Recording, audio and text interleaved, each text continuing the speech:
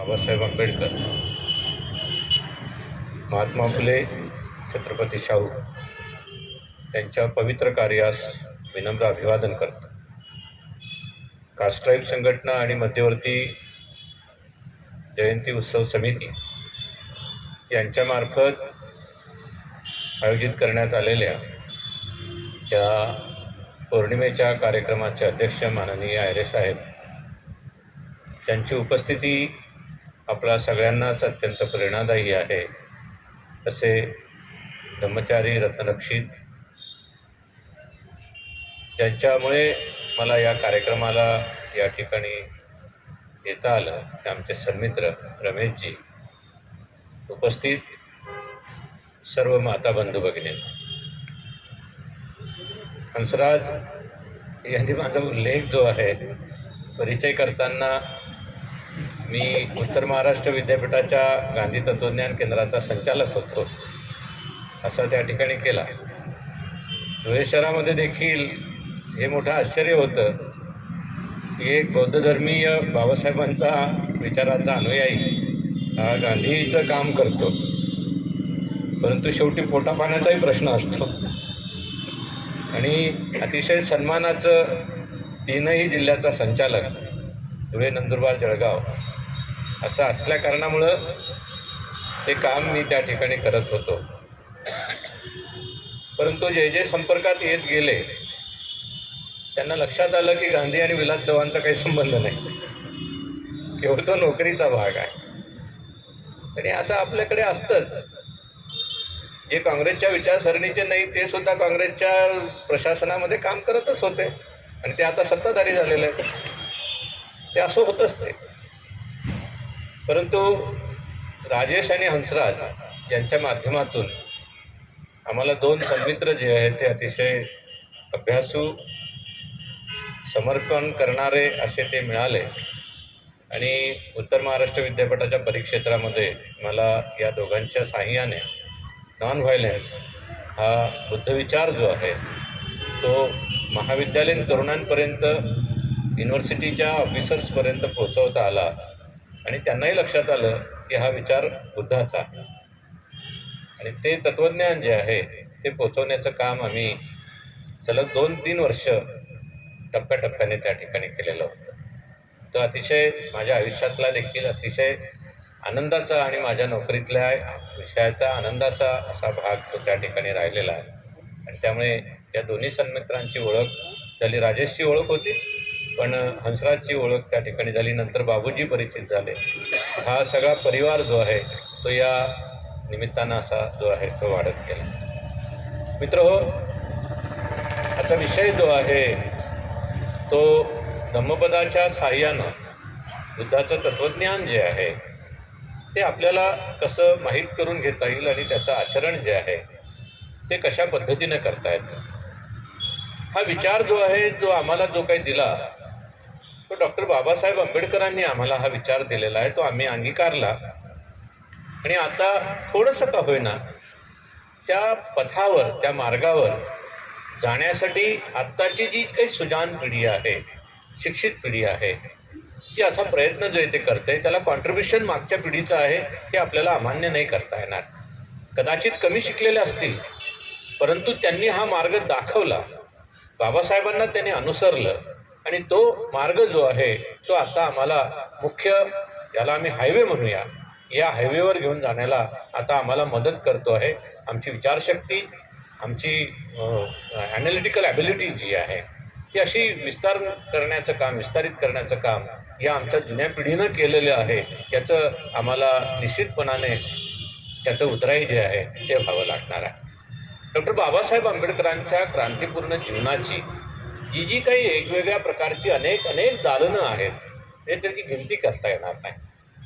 कोणकोणती दालनं बाबासाहेब आंबेडकरांच्या क्रांतिपूर्ण जीवनाची आहे तर समाजशास्त्रज्ञापासून तर घटनाकार याच्यामध्ये 20 ते 25 कामं डॉक्टर बाबासाहेब आंबेडकरांची होती आणि त्याची फळं आज आमचा समाज जो आहे तो उपभोगतो आहे. परंतु प्रामुख्याने 2 कामं मला जी भावतात त्याची चर्चा मी सातत्यानं करतो ते म्हणजे अस्पृश्यता निवारण. पण हे काम जे आहे हे सरकारचं होतं आणि वरिष्ठ हिंदू समाजाचं होतं असं बाबासाहेब आंबेडकर म्हणत असत. ही मोठी आश्चर्याची बाब आहे. जेव्हा आपण अभ्यास करायला लागतो त्यावेळेला बाबासाहेबांचं हे मत ऐकल्यावर आपणही अचंबित होतो की बाबासाहेब असं म्हणतात की वरिष्ठ हिंदू समाज आणि सरकारचं हे काम होतं अस्पृश्यता निवारणाचं. सरकारनं कायदे केले, परंतु दुर्दैव आमचं आहे की वरिष्ठ हिंदू समाजाची मानसिकता आम्ही बदलण्यामध्ये आज तागायत अपयशी आहोत. होऊ शकली नाही ते, तो त्यांचा दोष आहे, आपला दोष नाही. परंतु ते होऊ शकलं नाही.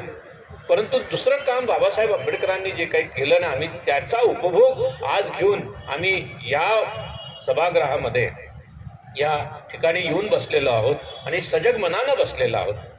त्याचा परिणाम असा झालेला आहे की ते बाबासाहेब आंबेडकरांचं काम जे काय होतं त्याचा हा परिणाम आहे, ते म्हणजे अस्पृश्यांची उन्नती.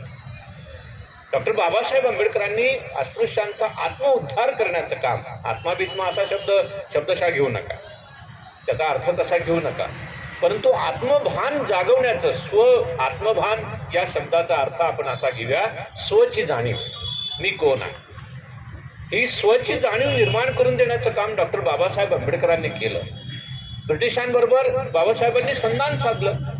त्याला कारणही असं होतं की ब्रिटिशांनी सार्वत्रिक शिक्षणाच्या व्यवस्था केल्या आणि सार्वत्रिक शिक्षणाच्या व्यवस्था करताना अस्पृश्यता निवारणाचा कायदा केल्यामुळं आम्हाला शाळेमध्ये सहजपणानं प्रवेश मिळू लागला आणि शाळेत प्रवेश मिळू लागल्या कारणामुळं ज्ञानाच्या कक्षा, विचार करण्याची प्रवृत्ती, आचार, विचार आणि उच्चारातलं वैगुण्य आम्हाला लक्षात येऊ लागलं. आणि आचार, विचार, उच्चाराचं वैगुण्य लक्षात आल्यानंतर सगळ्यात महत्त्वाचं जे काही घडतं ते म्हणजे आत्मभान येतं, स्वची जाणीव होते, स्वत्वाची जाणीव होते. आत्मसन्मान विकून कोणीही जगामध्ये जीवन जगण्याला लायक करू शकत नाही. आम्ही ते केलं की आत्मभान आल्या कारणामुळं आम्हाला आमची जाणीव झाली, स्वची जाणीव झाली, स्वाभिमान जागृत झाला आणि मग बाबासाहेब आंबेडकरांच्या कृपेनं म्हणा, बाबासाहेब आंबेडकरांच्या कार्याचा परिणाम म्हणा, शिक्षणाच्या वाटा ज्या आहेत त्या निर्माण झाल्या. शिक्षणाच्या वाटा निर्माण झाल्या कारणाने आमच्या आयुष्यामध्ये अंधकार जो काही होता तो दूर झाला. वेद शिकणं आणि शिकवण्याला बंदी घालणं याच्या इतका दुसरा दुर्दैवी प्रसंग या भारताच्या आयुष्यामध्ये दुसरा कोणताही नाही. वेद शिकणं आणि शिकवण्यामुळे काही फरक पडत नव्हता अस्पृश्य समाजाच्या जीवनामध्ये, परंतु शिक्षण घेतलं की कौशल्यांची निर्मिती होते, मानवी कौशल्याचं एन्हान्समेंट होतं, मानवी कौशल्यांचा विस्तार होतो आणि मग त्याच्यातला सगळ्यात महत्त्वाचा भाग आचार, विचार आणि उच्चाराचं वैगुण्य लक्षात आल्यानंतर माणूस असा वर हात करून प्रश्न विचारण्याला समर्थ ठरतो. बाबासाहेब आंबेडकरांच्या आत्मभान जागृतीचा जो काही कार्यक्रम होता त्याच्यातला सगळ्यात महत्त्वाचा परिणाम जो आहे, आम्ही प्रश्न विचारायला सुरुवात केली. प्रश्न विचारला का, कशासाठी, का म्हणून, आणि मग संघर्षाला सुरुवात झाल्याचं दिसतं. पहिली ठिणगी जी आहे तिथे पडले. प्रश्न काय विचारला? प्रश्न असा विचारला की ईशावास्यमिदं सर्वं यत् किंचित जगत्यां जगत् तेन तक्तेन भुंजिता मागर्द कस्य सिद्धनम्. ईशोप उपनिषदातला पहिला श्लोक आहे, जो हिंदू धर्मातल्या 9 उपनिषद आहेत त्याच्यातला पहिला आहे. ईशावास्यमिदं सर्वं यत् किंचित जगत्यां जगत् तेन तक्तेन भुंजिता मागर्द कस्य सिद्धनम्. ईशा परमेश्वर, त्यानं हे निर्माण केलेलं आहे आणि जे निर्माण केलेलं आहे ते प्रत्येकाच्या वाट्याला आलं पाहिजे असं लिहिलेलं त्यांच्या ग्रंथामध्ये. आम्ही प्रश्न विचारला, त्यानं वाटलेलं आहे ना, मग आमच्या वाट्याला का नाही, आमच्या वाट्याला का नाही? दुसरा प्रश्न विचारला, हिरण्मयेन पात्रेन सत्यस्यापि हितं मुखम तत्त्वा पूषणा पारुण सत्य धर्म आहे द्रष्ट. फार मजेशीर आहे, उपनिषदातला श्लोक आहे हा. हिरण्मयेन पात्रेन सत्यस्यापि हितं मुखम तत्त्वा पूषणा पारुण सत्य धर्म आहे द्रष्ट. हिरण्मयेन सूर्य, सोन्याचं भांड आहे, त्याच्यावर झाकण, आणि झाकण उघडलं की माझ्या धर्माचं मला दर्शन होतं. आम्ही प्रश्न विचारला, आमचा धर्म कोणता आहे बाबा, सांगा ना मग जरा, धर्म कोणता आहे आम्हाला सांगा ना. तिसरा प्रश्न विचारला, यस्तु भूतानि सर्वाणि आत्मेनु वान पश्यति. यस्तु भूतानि सर्वाणि आत्मेनु वान पश्यति. जर सगळ्या भूतांमध्ये एकच आत्म्याचा वास असेल तर ते ततो न विजुगुप्सते, ते एकमेकाचा द्वेष, एकमेकाचा विजुगुप्सते या शब्दाचा संस्कृतातला अर्थ असा आहे घृणा, द्वेष, पण प्रॉपर शब्द आहे घृणा. घृणा करणार नाही. पण तो आम्ही तर म्हटलं तुम्ही तर आम्हाला पायातून जन्माला घातलेला आणि तुमचा तर प्रश्नच नाही, पायाच्या खाली सुद्धा तुमचं स्थान नाही. कारण यांच्यासाठी एक श्लोक आहे त्यांच्या धर्मग्रंथामध्ये, न श्री सख्यानी शाला वृत्तांत हृदय, स्त्री बरोबर सख्य करू नये. त्यांच्या ग्रंथात आहे माई, त्यांच्या ग्रंथात आहे मनूच्या, तो कायदा सांगतो हिंदू धर्माचा. त्याच्या ग्रंथामध्ये लिहिलं, न श्री सख्यानी संतांती शाला रुक्कांत हृदयांते, कारण तिचं हृदय कोल्यासारखं असतं ना, कोल्यासारखं असतं. त्यांनी असं म्हटलं, त्यांच्या ग्रंथामध्ये लिहिलेलं आहे दान द्यावं, दान द्यावं असं लिहिलेलं आहे. काय दान द्यावं? उच्छिष्टम अन्नम दान्त्यव जीर्णानी कुलाशैव धान्याना परिछिंदता. उच्छिष्टम अन्नम, उष्ट द्यावं. दान्त्यव जीर्णानी, दातानं जीर्ण झालेलं पांघरायला द्यावं, अंथरुणासाठी द्यावं. हे त्यांनी दानाची परिभाषा आहे त्यांची. आम्ही म्हटलं बाबा तुम्हाला हे दान, आम्हाला वेगळं दान, हे असं कसं? त्यांनी आणखी नियम केला, शक्ती नापेन शूद्रानं न कायो धन संचया. शक्तिमान शूद्र असला तरी सुद्धा त्याला धन संचय करण्याचा अधिकार नाही, त्यांच्या नियमात लिहिलेलं आहे. आणि पुन्हा काय लिहिलं त्यांनी? सर्वे सुखिनः सन्तु सर्वे सन्तु निरामया सर्वे भद्राणि पश्यन्तु मा किंचित दुःख भाग भवे. वारे वा, सर्वे सुखिनः सन्तु, सगळे सुखी होत, सगळ्यांना शांती मिळो, सगळ्यांची वेदना सगळ्यांचे दुःख नष्ट होत. आम्ही म्हटलं की अरे तुम्ही वेद आणि उपनिषद शिकायलाच आम्हाला अधिकार दिलेला नाही आहे आणि वरून सांगताय की तुमचं सुखी सगळं हो. बाबासाहेबांच्या एकूण कार्याची ही परिणती आहे.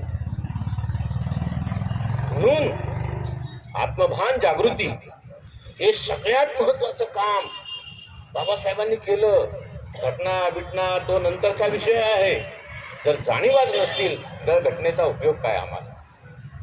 अधिकारांची जाणीवच नसेल, स्वत्वाचं भानच नसेल तर जाणीव त्या निर्माण होण्याचं कारण काय? मग बाबासाहेब आंबेडकरांनी जे काही काम केलं ते म्हणजे अस्पृश्यांच्या उन्नतीचं काम केलं, भान जागवण्याचं काम केलं. आणि हे भान जागवत असताना महाडच्या 14 तळ्याचा सत्याग्रह केला.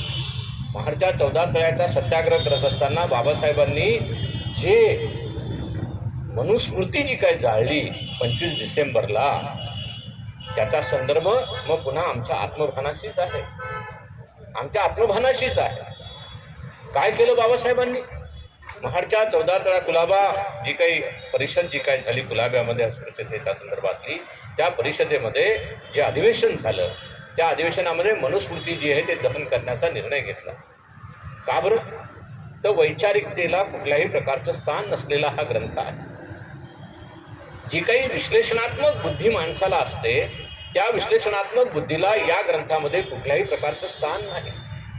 जी स्वतंत्र व्यक्तित्वाचा विषय जो काय असतो मानवाच्या, त्याच्याही संदर्भातला या ग्रंथामध्ये कुठल्याही प्रकारचा स्थान नाही. म्हणून बाबासाहेब आंबेडकर म्हणाले मी या ग्रंथाचा निषेध करतो. निषेध कशासाठी?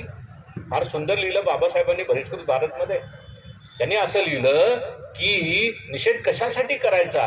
तर आपण जी कृती करतो आहोत ती कृती बघून दुसऱ्याला त्याच्या कृत्याची लाज वाटून त्याच्या वर्तनामध्ये सुधार व्हावा याकरता निषेध आहे, याकरता निषेध आहे. त्याला त्या कृतीची लाज वाटली पाहिजे आणि मग त्याच्या वर्तनामध्ये सुधार झाला पाहिजे.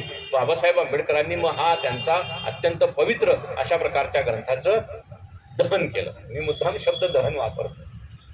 बाबासाहेब आंबेडकरांनी ती जाळली असा मी शब्द वापरत नाही.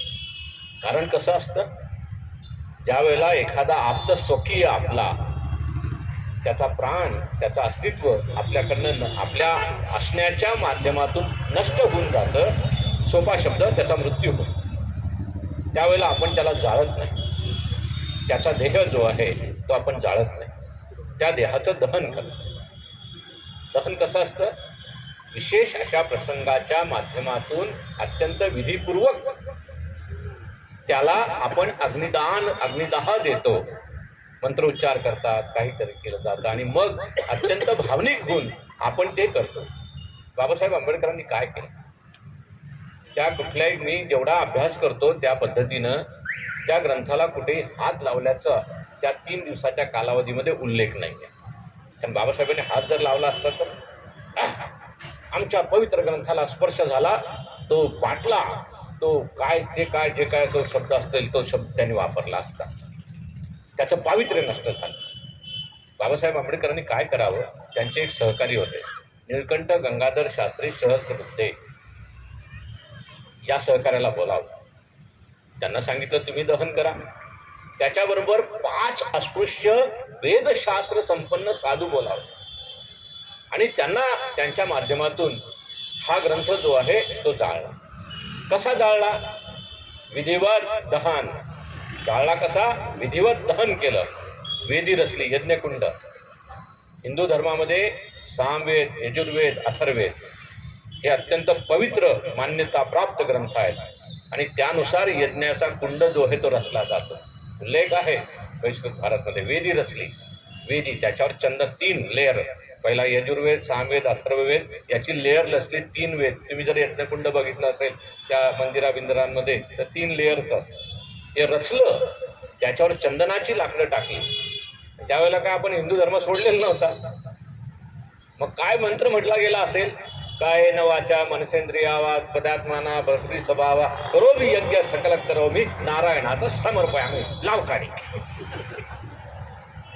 काय न वाचा मनसेंद्रियावा बुद्धात्मनावा प्रकृती स्वभावा करो मी यज्ञ सकल करो मी नारायणात समर्पयामी लावकाडी.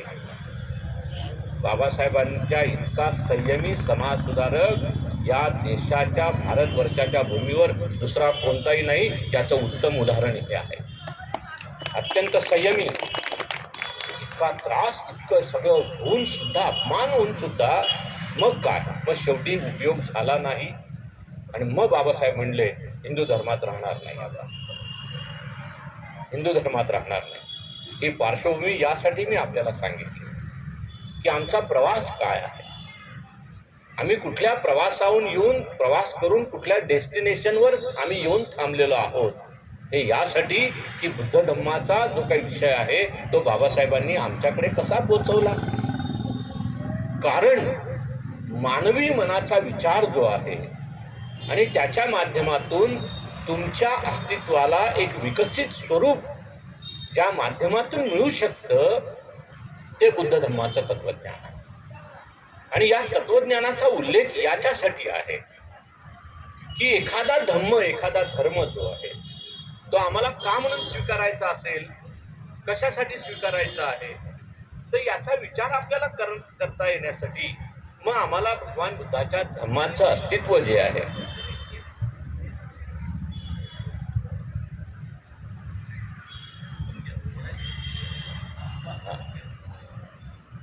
भगवान बुद्धाचं तत्वज्ञान जे आहे ते आम्हाला बाबासाहेबांनी सुरुवातीच्या कालावधीमध्ये दिलं असेल. मधला कालावधी ज्या वेळेला 56 मध्ये, जे 13 ऑक्टोबर 1956 मध्ये नागपूरमध्ये दीक्षा झाल्या, त्यावेळेला काय अवस्था होती आमची? आम्ही फार शिक्षित नव्हतो. जे सांगितलं तेवढंच. जे तत्कालीन कालावधीमध्ये पुढारी होते ते राजकीय स्तरावरचे पुढारी होते, ते धम्माचे पुढारी नव्हते. नंतरच्या कालावधीमध्ये मग आमच्यापर्यंत जो धम्म आला तो वेगळ्या वेगळ्या लोकांनी पोचवत आणि तेही त्यावेळेला पुस्तक बाबासाहेबांनी लिहिलं भगवान बुद्ध त्याचा धम्म, तेही अपूर्णच राहिलेलं होतं असा एक ऐकवात आहे. ते नंतरच्या कालावधीमध्ये आलं. पण धम्माचा जो काही प्रचार त्यावेळेला आम्हाला स्पष्टपणानं होण्याची गरज होती ती त्यावेळेला न होता हळूहळू ते पर्कोलेट होत गेलं. आणि आज आम्ही धम्म, मग आमच्या ज्या वेगवेगळ्या संस्था आहेत धम्म प्रचाराच्या, रत्न बौद्ध महासंघ असेल, भारतीय बौद्ध महासभा असेल, बौद्धविहार समन्वय समिती असेल, अशा वेगवेगळ्या संस्थांच्या माध्यमातून तो आम्ही अधिक सकसपणानं त्याचं आकलन जे आहे ते आता करतो आहोत. भगवान बुद्धाचा धम्म जो आहे तो तथागताच्या शिकवणीवर आधारित असलेला धम्म आहे. तो ज्यानं आम्हाला उपदेश केला, तो उपदेश 2600 वर्षापेक्षा जास्त जुना उपदेश आहे. त्याला आम्ही देसना असं म्हणतो. ही देसना जी आहे ती घेत असताना धर्म किंवा धम्म याचा आम्हाला एक वेगळ्या पद्धतीनं अर्थ समजून घेण्याची आवश्यकता आहे. धम्म म्हणजे काय, धर्म म्हणजे काय? तर धर्म याचा अर्थ सांगताना असं सांगितलं गेलं की परमेश्वरावर विश्वास ठेवणं. आता कोण परमेश्वर आहे मला नाही सांगता येत, पण आहे परमेश्वरावर विश्वास ठेवणं, परमेश्वराची पूजा किंवा प्रार्थना करण्याचा मार्ग. कारण इतर धर्मांमध्ये असा मार्ग आहे. दुसरा सांगितला गेला की परमेश्वराच्या आज्ञांचं पालन करणं. ऑर्डर्स आहेत एका धर्मामध्ये, त्या ऑर्डर्स फॉलो कराव्या लागतात. तो धर्म आहे. किंवा मनुष्याचा परमेश्वराशी संबंध जोडणे किंवा पवित्र धार्मिक कर्मकांड करणे, याची अनुभूती आम्हाला खूप वेळा येते. कर्मकांड करत राहायचं. एखाद्या श्रेष्ठ किंवा अद्भुत सर्वशक्तिमान शक्ती जी काय असेल त्या शक्तीला मान्यता देणं, या अर्थानं धम्म जो आहे त्याचा अर्थ देखील आम्हाला कुठेतरी जुळवावा लागेल. ह्या ज्या काही डेफिनेशन मी आपल्याला धर्माच्या संदर्भातल्या सांगितल्या, त्याच्यामध्ये काही कन्सेप्ट जे आहेत ते बौद्ध धर्माशी जुळतात आणि काही बौद्ध धर्माशी अजिबात त्या ठिकाणी जुळत नाही. म्हणून भगवंतांनी तथागतांनी सांगितलेला धम्म जो आहे त्याचा अर्थ जो आहे तो असा सांगितला जातो की जीवन जगण्याचा मार्ग किंवा पद्धती ज्याच्यामुळे मनुष्य धार्मिक आणि चांगला बनतो. धार्मिक आणि चांगला बनतो हा कन्सेप्ट बौद्ध धर्मामध्ये आहे. धार्मिक बनला पाहिजे आणि चांगला बनला पाहिजे. कारण असं आहे की मानवी वैभव आणि बुद्धिमत्ता जर टिकून ठेवायची असेल तर मनाच्या शुद्धीद्वारे अंतिम मुक्ती साध्य करण्यासाठी आलेला धम्म जो आहे तो आम्हाला सांगितलेला आहे. कारण धर्माची परिभाषा सांगताना मी तुम्हाला सांगितलं की ईशोपनिषदामध्ये काय सांगितलं किंवा अन्य जे काही उपनिषद आहेत त्याच्यामध्ये काय सांगितलेलं आहे. धारणात धर्म असा काहीतरी एक डेफिनेशन जी आहे ती सांगितली जाते. धर्म नेमका काय आहे याचा या धारणात धर्म इत्याहू धर्मो धारकीय प्रज्ञा असा त्यांनी अर्थ सांगितलं की धर्म म्हणजे काय, जो लोकांनी आचरणामध्ये आणलेलं वर्तन आहे. नाही सत्यार्पथो धर्मा, धर्म म्हणजे सत्याशिवाय दुसरं काही नाही, अशी एक डेफिनेशन त्यांनी त्या ठिकाणी सांगितलेली आहे. मी मगाशी जे काही तुम्हाला सांगितलं होतं की ईशोपनिषदामध्ये आणखी एक डेफिनेशन त्यांनी जी काय दिलेली आहे की यस्तु भूतानु सर्वानु आत्मेनु वानु पश्यती सर्वभूतेषु चात्म्यानं ततो न विजुगुप्सते. ही धर्माची परिभाषा आहे त्यांची. एकमेकाची जर घृणा करणार नाही. आणि काय होईल त्याच्यामुळे त्यांचं लिखित आहे बरं का. धर्माची परिभाषा सांगताना त्यांचं लिखित आहे यस्मी सर्वाणि भूतानु आत्मेनु आभूती जानता तत्र को मोहा को शोका आभूती जानता हा. जर तुम्हाला असं वाटलं धर्माचं आचरण करताना की या सगळ्या लोकांमध्ये परमेश्वराचा वास आहे, व तुम्हाला कुठल्याही प्रकारचा शोक राहणार नाही, कुठल्याही प्रकारचं दुःख राहणार नाही, मानवी जीवन सफल होऊन जाईल. किती अस्तित्वामध्ये आहे ही डेफिनेशन, किती अस्तित्वामध्ये आहे.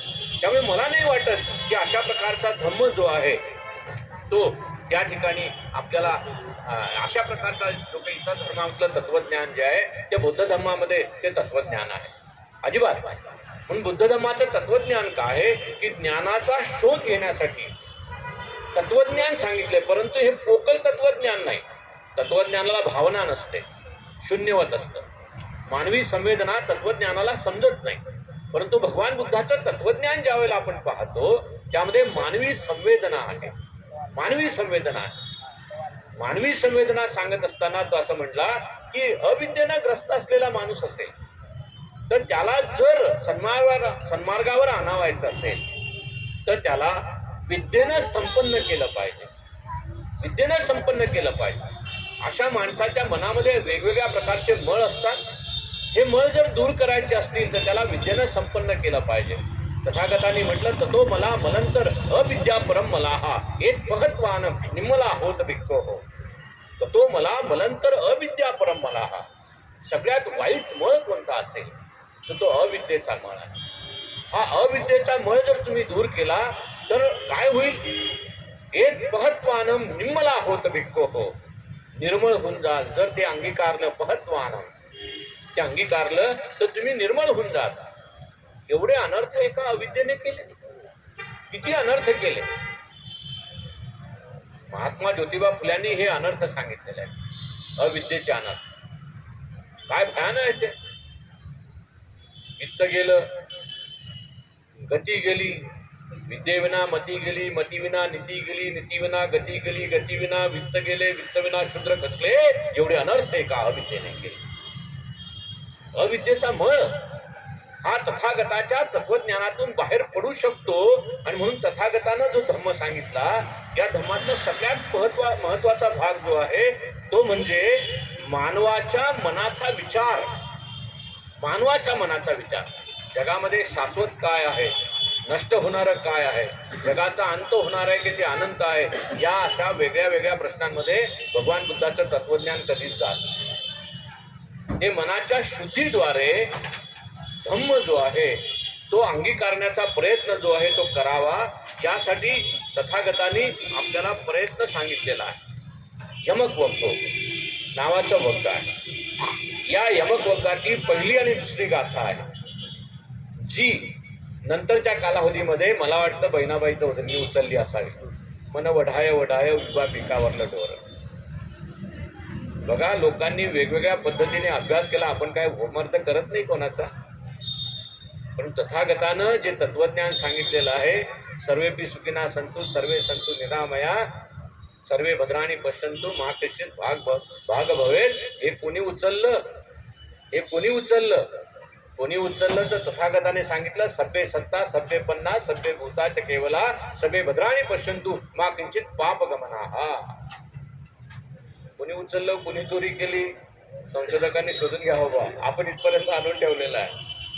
कोणी उचललं? हे संस्कृत आणि प्राकृत कशाची उत्पत्ती आहे? कशाची उत्पत्ती आहे? कुठून आली ही उत्पत्ती? मूळ कोणती भाषा, लोकभाषा होती? या लोकभाषेतून आलेलं साहित्य जे आहे ते कोणी चोरलं, कोण्या कध्या पद्धतीने गेलं, हा संशोधनाचा विषय आहे. संशोधनाचा विषय आहे. पण सर्वेपि सुखिना संतु सर्वे संतु निरामया हे चोरलं हो. सभ्य सत्ता सभ्य पन्ना सभ्य भूता च केवला सभ्य भद्राणी पश्यन्तु मा किंचित पाप गमनाहा. दुःख का निर्माण होतं? अरे पापाची निर्मिती झाली म्हणून दुःखाची निर्मिती होते. भगवान तथागत एक पाऊल पुढे आहे दुःखाच्या निर्मितीसाठी. पापच निर्माण नाही झालं, पापच केलं नाही तर दुःखाची निर्मिती होण्याचं कारण काय? मग यमक वग्गामध्ये त्यांनी म्हटलं की मनाचा विचार करा. मन जे आहे ते सगळ्या गोष्टीची निर्मिती करणारं आहे. सुखाची निर्मिती करणारं आहे, दुःखाची निर्मिती करणारं आहे. आणि भगवान बुद्धानं अत्यंत चिकित्सक मनानं वैज्ञानिक स्तरावर विचार करून हा मार्ग आमच्यासाठी उपलब्ध करून दिला. एका राजपुत्रानं कठोर तपश्चर्या करून मानवी कल्याणासाठी वैज्ञानिक चिकित्सक मनोवृत्तीने अभ्यास करून उत्पन्न केलेला मार्ग मानवी कल्याणासाठी आहे. तेव्हा मार्गावर जाताना, तो मार्गाचं देशना देताना तथागत म्हणतात की मनोपुब्बगम्मा धम्मा मनोश्रेष्ठा मनोमया मनसाच पदर्थेन भासती वा करोती वा. जर सर्व धर्म किंवा चित्तवृत्ती ह्या माणसाच्या मनामध्ये जर उत्पन्न होत असतील, तो मनाचा प्रमुख भाग असेल आणि हे सर्व धर्म मनोमय असतील, तेव्हा मनुष्य आपले मन मलिन करून काही बोलत असेल तर ते त्याच्या पाठीमागेच राहतं आणि दुःखाची निर्मिती करतं. जसं बैल चालत असताना त्याच्या पाठीमागे त्या बैलगाडीची चाकं येतात, सोडणार नाही तुम्हाला. म्हणून मनोवृत्तीचा विचार, मनोवृत्तीचा अभ्यास हा करून सन्मार्गावर जीवन जगण्यासाठी भगवान तथागतानं या धर्माची उपदेशना दिली आहे, ती दिलेली आहे. कारण दुसऱ्या त्या यमक वर्गाच्या दुसऱ्या पदामध्ये तथागत असं म्हणतात, मनोपुब्बगम्मा धम्मा मनोश्रेष्ठ मनोमया. मन हे उत्पत्तीची जागा आहे. ही उत्पत्तीची जागा आहे. मनसाचे पसन्नेन. अगोदरच्या पदात काय होतं? उदठ्ठेन भासती वा करोती वा. या पदामध्ये असं आहे, प्रसन्नेन भासती वा करोती वा. प्रसन्न मनानं, सुविचारानं जर तो चांगलं वर्तन करत असेल तर काय होईल? तर तो न सुखमे वेत्ती छाया न अपवासिनी. ज्या पद्धतीने मनुष्याची छाया त्याला कधी सोडत नाही, त्या पद्धतीने सुख जे आहे त्याला कधी सोडणार नाही.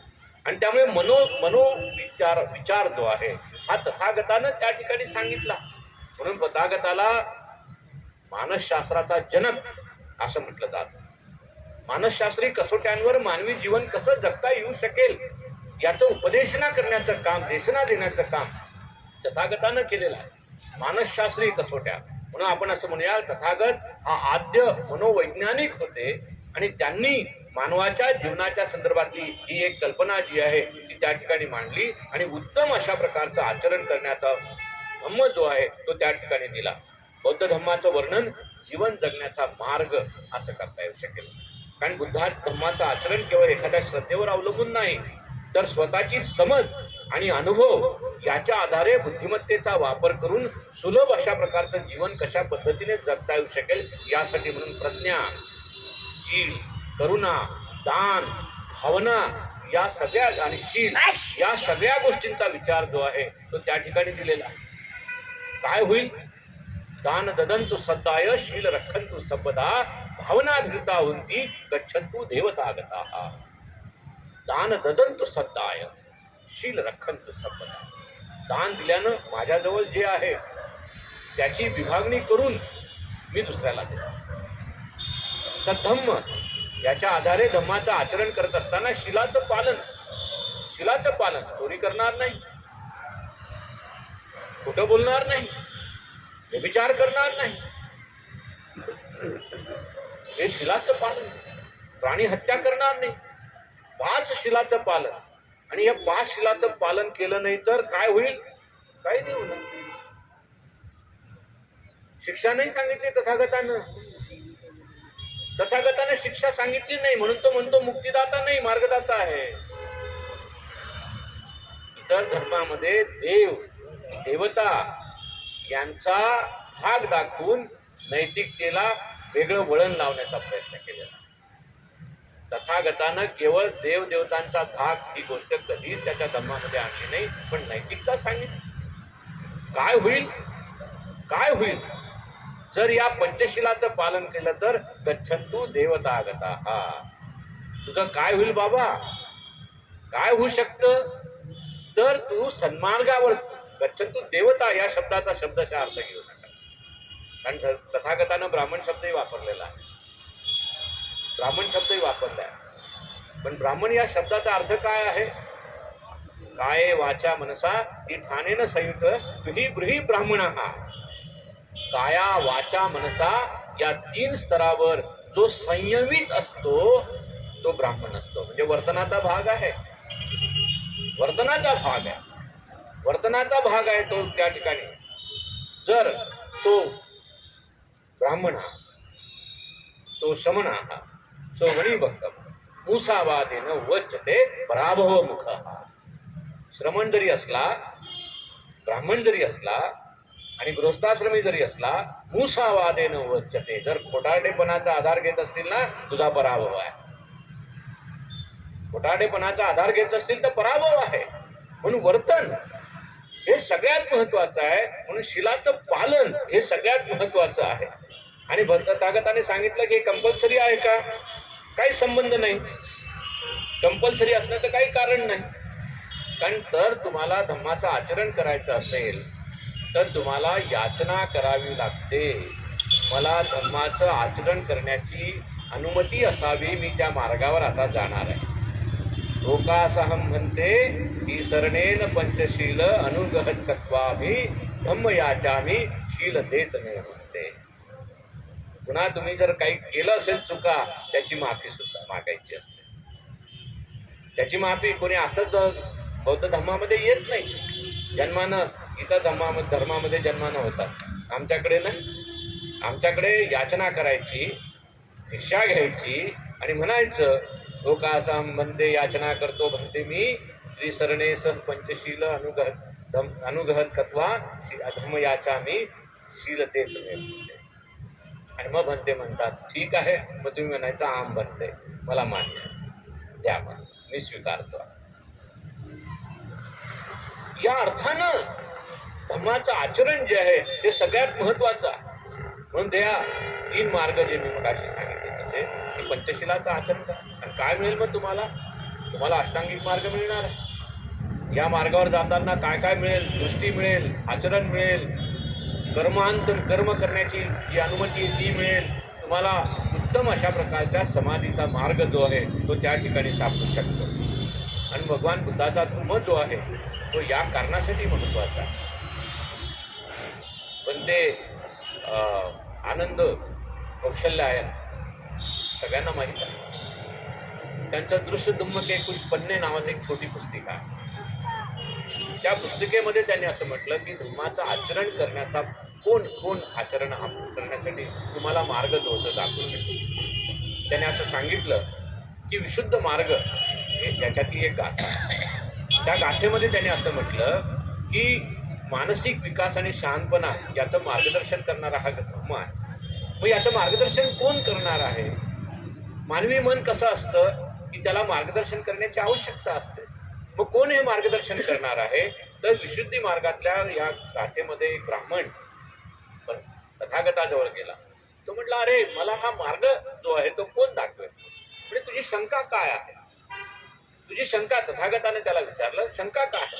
त्यानं असं सांगितलं, अंतो जटा वही जटा जटाय जटीय पैया तद गौतमा पुच्छामी को इम विजयते जटा. आतमध्ये गुंता आहे, बाहेर गुंता आहे, जटा बाहेर गुंता आहे. तो इतका गुंता आहे, मी इतका कन्फ्यूज आहे, हे गौतमा मला सांग, हा गुंता जो आहे तो कोण सोडवणार आहे? तथागतानं फार सुंदर उत्तर दिलेलं. त्याने उत्तर देताना असं म्हटलं की शील पठ्ठियाय नरो सप्पय्या चित्तपय्या च भावया आतापी निपको भिक्खू सोभम विजयते जटा. म्हणजे काय? शिले पठ्ठिया नरो संपय्या, जो शिलानं संपन्न असलेला मनुष्य आहे, नर आहे, चित्तपय्या भाया, त्याचं चित्त शुद्ध आहे, अशा प्रकारचा दृढ भिक्खू, अशा प्रकारचा दृढ तथागताचा जो भिक्खू आहे, तथागत आहे, तो तुला या चित्ताच्या अभ्यासासाठी मदत करणार आहे. आणि तथागतानं मूळ मुद्दा जो मगापासून मी सांगतो आहे की चित्ताच्या अभ्यासासाठी म्हणून त्यांनी त्या ठिकाणी मार्गदर्शन केलं. मग काय आहे धम्म? काय आहे धम्म? या धम्माची परिभाषा करताना देखील फार सुंदर एक पद जे आहे, 9 वाजले बरं माऊली. काय आपल्याला दळण फार मोठे आपल्याजवळ. मला माऊलींचा विचार जास्त करावा लागतो. एक 10 मिनिटं.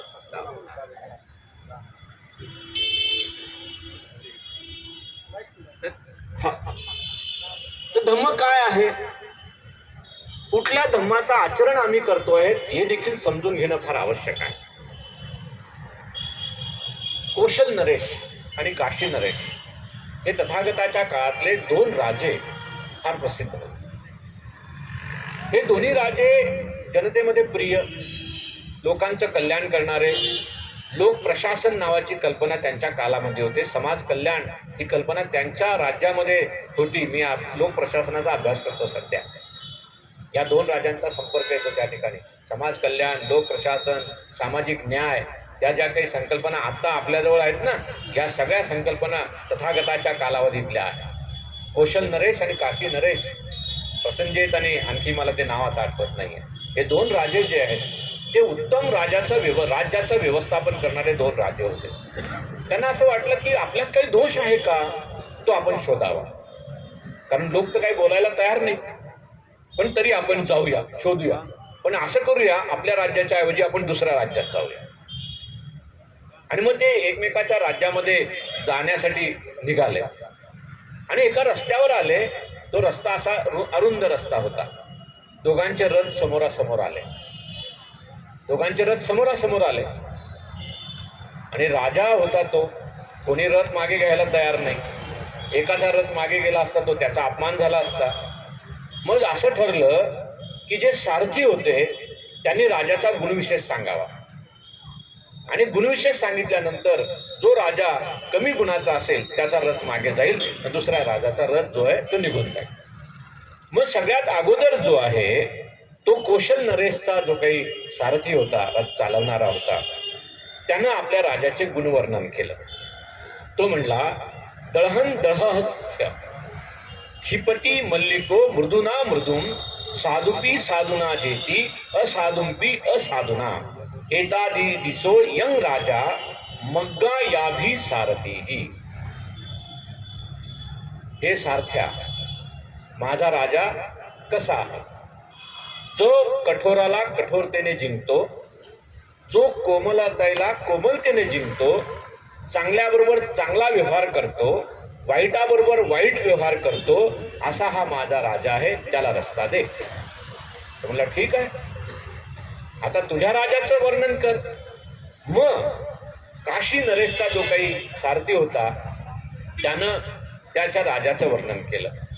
तो म्हणला, अक्रोधेन जिने कोधंग असाधुना साधुना जिने, जिने कदरिंग दाने सच्चेन अलिवादिनं एता दिसो ऐ राजा मग्गा उभ्याई सारथी. हे सारथ्या, माझा राजा असा आहे, क्रोधाला अक्रोधानं जिंकतो.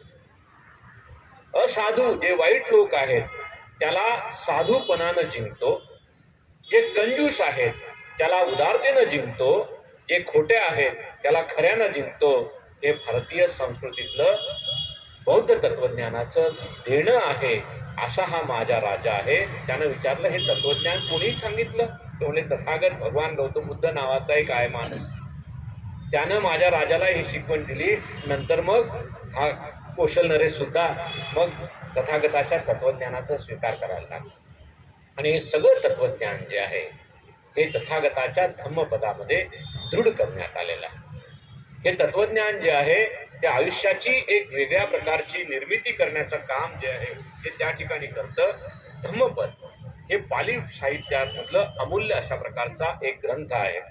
एकूण 26 वग्ग असून त्यामध्ये 423 गाथा आहेत. या गाथांचा अभ्यास करताना आपल्याला असं लक्षात येतं की बुद्धत्व प्राप्त झाल्यापासून निर्वाणापर्यंतचा जो तथागताचा 45 वर्षाचा आयुष्य प्रवास आहे त्याच्यामध्ये बुद्धानं धम्माचं जे सार सांगितलेलं आहे ते सगळं सार आणि विश्वशांतीचा संदेश त्याच्यामध्ये आलेला आहे. यमक वग्ग मी मगाशी सांगितलं, त्याच्यामध्ये मानवी जीवनाला अत्यंत अधिष्ठान देणारं हे वग्ग जे आहे हे या ठिकाणी आहे. काय आहे? आज आपण जर पाहतो की काय परिस्थिती आहे, 2600 वर्षापूर्वी तथागतानं हे पूर्वानुमान केलं असावं कदाचित की 2016 मध्ये 2023-24 मध्ये या देशाची स्थिती काय असेल. त्याने काय म्हटलं? अख्खोची मी अवधी मी अजनी मी अहासे मी येच तंग पुनर्हंती वेरंगते सन संमती. अख्खोची मी अवधी मी अजनी मी अहासी मे येच तंग पुनर्हंती. यानं मला शिव्या दिल्या, यानं माझी चोरी केली, यानं मला जखमा दिल्या, यानं माझा उपवास केला, यानं मला शिव्या दिल्या. अशा प्रकारची परिस्थिती जर निर्माण होत असेल तर वैराशिवाय दुसरं काही नाही. काय आहे आज?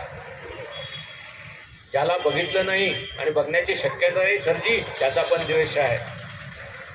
माझ्या आयुष्यामध्ये मी त्या देशाच्या सीमांच्या मध्ये जाऊ पण शकणार नाही, परंतु मी द्वेष करतो त्यांचा. अशी परिस्थिती मानवी मनाची आत्ता निर्माण केलेली आहे. तथागत काय म्हणतात? नाही वेरे न वेरानी संबंधंती कुदाचन अवेरी संमती हेच धम्मो सनंतीनो. सनातन शब्द कुठून आला साहेब? चोरलेला आहे. नाही वेरे न वेरानी संबंधंती कुदाचन अवेरी संमती हेच धम्मो सनंतीनो. सनातन आहे, सनातन. ते म्हणतात आमचा सनातन आहे. हेच धम्मो सनंतीनो. वैरानं वैर शांत होत नाही तर मैत्र वाढावं लागतं. मैत्र काय? एक पादवाल्याबरोबर, द्विपादवाल्याबरोबर, 4 पादवाल्याबरोबर सहस्रपाद हे मैता. मैत्रीची परिभाषा तथागतानं काय सांगितलेली आहे? सरपटणाऱ्यांबरोबर, आकाशात उडणाऱ्यांबरोबर, पाण्यात असणाऱ्यांबरोबर, 1 पायवाला असेल, 2 पायवाला असेल, 4 पायवाला सहस्रपाद आहे. ही मैत्रीची परिभाषा तथागताने सांगितलं. मानवी मनाचं कल्याण करताना ते असं म्हणलं की चारित्र्याचा सुगंध तुम्हाला पोचवता येऊ शकतो.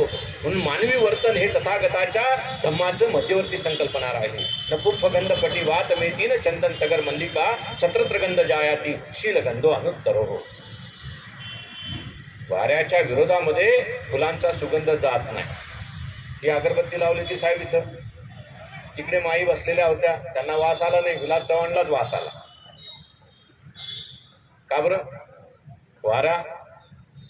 पण माणसांचे सुगंध, डॉक्टर बाबासाहेब आंबेडकरांच्या एकूणच कर्तृत्वाचा सुगंध जगाच्या 7-8 खंडामध्ये आहे. वारा वाहतोय का तिथे? वारा वाहतोय. म्हणून सुगंध जात आहे. साधू दस्संग मरियंग सन्निवासो सदा सुखे अदस्सेन बालान विच वेमिंग सुखं सिया. कोणाच्या संगतीत राहावं? साधू दस्संग मरियंग सन्निवासो सदा सुखे. साधूचं दर्शन घेतलं पाहिजे. म्हणून ब्रह्मचारींचा सहवास का बरं? याच्यासाठी. साधू अदस्सेन बालान, जर मूर्ख माणसाची संगत राहिली तर आमचं आयुष्याचं अकल्याण आहे, अकल्याण.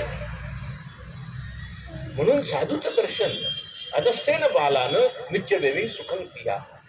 जर साधूच्या दर्शनामध्ये तुमचं कल्याण आहे तर ते कल्याण तुम्हाला साधता आलं पाहिजे. अदस्सेन बाला, मूर्ख माणसाच्या संगतीत राहिला तर काय होऊ शकतो? तर यासाठी म्हणून एकत्र का बरं यायचं? एकत्र काय? हे मी मगाशी 7 वाजता आलो तर रमेशजींची मनाची घालमेल, पगारे साहेबांच्या मनाची घालमेल, चव्हाण सर तर येऊन गेला, आता काय आता काय आता काय. माणसं गोळा करण्याचं कसं कोणाला लावत होते? काय तळमळ आहे? तथागतानं जे सांगितलं तो उद्देश घेऊन आलेली तळमळ आहे. ते म्हणले यथागारं दुच्छं मुठ्ठी समत विद्यती अभावितं चित्तं रागो समत विद्यती.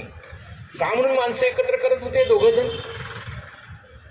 यथागारं दुच्छं मुठ्ठी समत विद्यती. पाऊस पडायला लागला तर काय होतं? लोक घराचं छत नीट करून घेतात. जर घराचं छत नीट नाही केलं तर अभावितं चित्तं, जर घराचं छत नीट नाही केलं तर दूषितपणा आतमध्ये घुसून जाईल. पण तथागत म्हणतो काय करायचं? यथागारं सुच्छं मुठ्ठी समत विद्यती सुभाषितं चित्तं रागो समत न विद्यती. सुभाषित ऐकले तर मग मळ घुसून जात नाही. अविद्येचा मळ आहे, करुणा नाहीशी होण्याचा मळ आहे, दान न देण्याचा मळ आहे, शील न पालण्याचा मळ आहे, भावना न होण्याचा मळ आहे. हे सगळे मळ नष्ट होऊन जातील. म्हणून याच्यासाठी प्रयत्न करण्याची आवश्यकता आहे. म्हणून सुभाषित ऐकले पाहिजे. त्याच्यानं चित्ताचं सुधारणा जी आहे ती त्या ठिकाणी होऊ शकते. या कारणासाठी विचार केला पाहिजे. म्हणून आपल्याला चांगल्या पद्धतीने लोकांशी संबंध जो आहे तो प्रस्थापित केला पाहिजे. तथागतानं चित्तवग्ग सांगितलं. या चित्तवग्गामध्ये तथागत असं म्हणतात दिसो दिस यंक किरा मेरी पंग न वेरंग मिच्छा पैकंग चित्तंग पापी ततो न करेंगे. दिसो दिस यंक किरा, दिवसेंदिवस वर्षानुवर्ष जर वैरी वैऱ्याचं नुकसान करू शकत नाही तेवढं इच्छा पैतंग चित्तंग मिच्छा पैतंग चित्तंग, वाईट मार्गाला लागलेलं मन जे आहे ते करू शकतं, वाईट करू शकतं. म्हणून एकत्र येण्याची आवश्यकता ही या कारणासाठी आपण एकत्र आलं पाहिजे. त्या एकत्र येण्याच्या माध्यमातून ते काम जे आहे ते होऊ शकतं आपल्याला. म्हणून याचा विचार जो आहे तो आपल्याला करता येऊ शकेल. या गोष्टीने आपल्याला विचार करणं अधिक जास्त चांगलं राहील. म्हणून आपल्याला तथागताच्या धर्माचं पालन जे आहे ते आपल्याला करता येऊ शकेल. आणि म्हणून योग्य मार्गाला जाणं, योग्य माणसाची निवड करणं हे आवश्यक आहे. विद्वान होणं याच्या संदर्भात देखील तथागतानं फार सुंदर मत व्यक्त केलेलं आहे. माणसं बडबड करताय. विलास चव्हाण 1-2 तासापासून बडबड करतोय, बडबड करतो. माऊली विद्वान आहे का तो? अरे नाही, वो पोपट आहे, पोपट आहे. पाठांतर करून आला आणि दडदड दडदड बोलतो आहे. तपासता येतं का? तथागत म्हणतो तपासलं पाहिजे. काय म्हणतो तथागत? न पंडिता होती यावता बहुभासती खेमी अवैरी अभयोच पंडिता पुवच्चती. न तेन पंडिता होती. पंडित होणं याचा अर्थ बहुभासती, बडबड करतोय, बडबड करतोय. पंडित नाही. खेमी अवैरी अभयोच पंडिता पुवच्चती. खेमी दुसऱ्याला क्षमा करण्याची ताकद आहे त्याच्यात. घाबरत नाही ना बोलायला, का गुडी गुडी आहे. खेमी अवैरी अभयोच, वैर नाही त्याचं कोणाशी, अभय आहे असा माणूस पंडित होऊ शकतो. तथागतानं हा सन्मार्गाचा जो काही सन्मार्गावर जाण्याचा हा जो काही मार्ग त्या ठिकाणी दाखवला तो त्या विषयाच्या अनुषंगानं त्यांनी सांगितलेला आहे. मगाशी मी आपल्याला सांगितलं की ब्राह्मण शब्द तथागतानं वापरला. ब्राह्मण शब्द तथागतानं वापरलेला आहे. ते म्हणले न जटाई न गोत्तेई न जच्चा होती ब्राह्मणो यही संपये धम्मोसो साधू सोचिती ब्राह्मणो. जटा वाढवली आणि गोटा करून घेतला आणि जन्माला एका विशिष्ट ठिकाणी आला तो ब्राह्मण होत नाही. तर त्यानं सत्य धर्माचं पालन जे आहे ते केलं पाहिजे आणि या सत्य धर्माच्या पालनाच्या माध्यमातून तो जो काही माणूस आहे तो निश्चितपणे ब्राह्मण होऊ शकेल. मित्र, मला असं वाटतं तथागतानं दिलेला हा धम्म जो आहे तो आमच्या समोर असा तो आम्ही किती स्वीकारलेला आहे, किती स्वीकारलेला आहे. आमच्या जवळ आहे, माझ्या जवळ आहे, पण त्याचा अंगीकार जो आहे तो कसा केला. एक दृष्टांत कथा सांगतो आणि संपवतो. एक साधू जो आहे तो गावात फिरत होता. गावात फिरता फिरता एक भिकारी जो आहे तो त्याला असा रस्त्यात दिसला.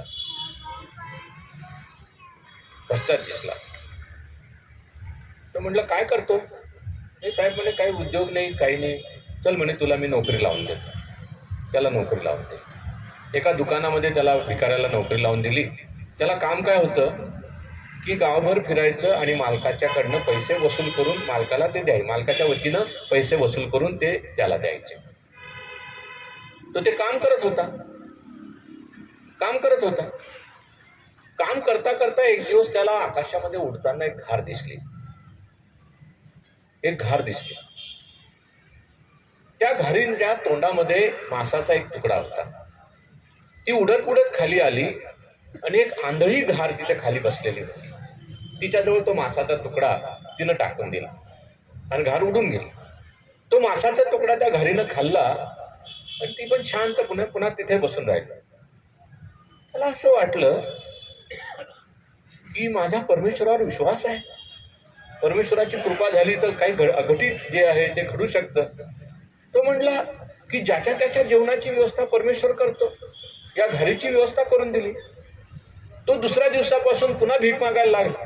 तो साधू आला. तो म्हणले का रे, परमेश्वरानं व्यवस्था केलेली असते आणि करंट्या तुला आंधळी घार दिसली पण डोळस घारीचा प्रयत्न जो आहे तो तुला दिसला नाही. तू करंटा पण कर्मानं सुद्धा करंटा आहे. मी आपल्याला विनंती करतो कर्मानं आपण करंटे होऊ नका. तथागताचा डॉक्टर बाबासाहेब आंबेडकरांचा धम्म जो आहे तो आपल्याला निश्चितपणाने उद्धाराचा मार्ग दाखवेल. डोळसपणानं तथागताचा हा धम्म आपण स्वीकारावा. सभ्ये सत्ता सभ्ये पन्ना सभ्ये भूताचे केवला सभ्ये बधनाने पश्यंतु मा किंचित पापगमना. कुठल्याही पापामध्ये आपण जाऊ नये यासाठी प्रयत्न करा. सर्वे सुखिनः सन्तु हा मंत्र हा त्या अर्थानं या ठिकाणी आहे याचा विचार जो आहे तो आपण करावा. तथागताचा धम्म जो आहे तो निश्चित आपलं कल्याण करो. नमो बुद्धाय. सगळ्यांचं मंगल हो. जय भीम. साधू.